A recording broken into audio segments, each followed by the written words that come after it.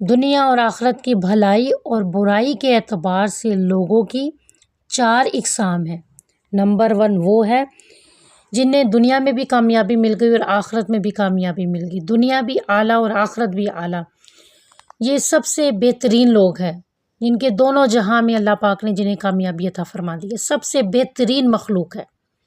اور نمبر 2 وہ ہے جنہیں دنیا میں بہت مشکلیں، مشقتیں، پریشانیاں، مفلسی، تنگی، ہر طرح کی مصیبتوں کا، تکالیف کا سامنا کرنا پڑا۔ اس کے بعد کیا ہوا؟ ان کی آخرت بہتر ہو گئی، ہمیشہ ہمیشہ کی جنت نصیب ہو گئی اور اللہ کو پا لیا، اللہ کی رضا کو پا لیا، اللہ کو حاصل کر لیا۔ یہ بھی بہترین لوگ ہیں، ان لوگوں کا شمار بھی بہترین لوگوں میں ہوتا ہے، یہ کامیاب ہو گئے۔ نمبر 3 وہ لوگ ہیں جن کی دنیا تو عیش و عشرت میں، سکون میں، راحت میں گزر گئی، آخرت برباد ہو گئی۔ یہ وہ لوگ ہیں جنہوں نے دنیا بناتے بناتے اپنی آخرت کو خراب کر لیا، آخرت میں کوئی مقام نہیں، اپنے اللہ کو ناراض کر لیا۔ یہ بدترین لوگ ہیں جنہوں نے دنیا تو کمائی لیکن آخرت کی کمائی کوئی نہیں کی، یہ بدترین لوگ ہیں۔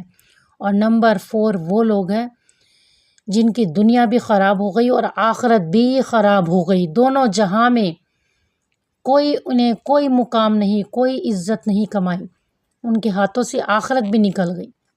یہ سب سے بدترین لوگ ہیں اور بدترین مخلوق وہی ہے جنہوں نے دنیا کو تو راضی کیا، آخرت میں اللہ کو راضی نہیں کیا۔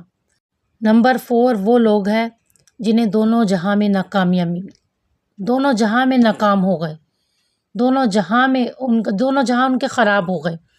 اب اگر ہم یہ چاہتے ہیں کہ دنیا میں بھی کامیابی ہو اور آخرت میں بھی کامیابی ہو تو پھر کثرت سے نبی کریم صلی اللہ علیہ وآلہ وسلم کی یہ دعا ضرور پڑھا کریں۔ حضرت انس بن مالک رضی اللہ تعالیٰ عنہ سے سوال کیا کہ آپ صلی اللہ علیہ وآلہ وسلم کون سی دعا کثرت سے پڑھا کرتے تھے، کون سی دعا کثرت سے مانگا کرتے تھے؟ تو آپ نے فرمایا کہ آپ صلی اللہ علیہ وآلہ وسلم اللہ سے کثرت سے یہ دعا مانگا کرتے تھے، اور ہمیں بھی یہ دعا پڑھنی چاہیے، چلتے پھرتے اور اپنی نمازوں میں بھی اس دعا کو لینا چاہیے۔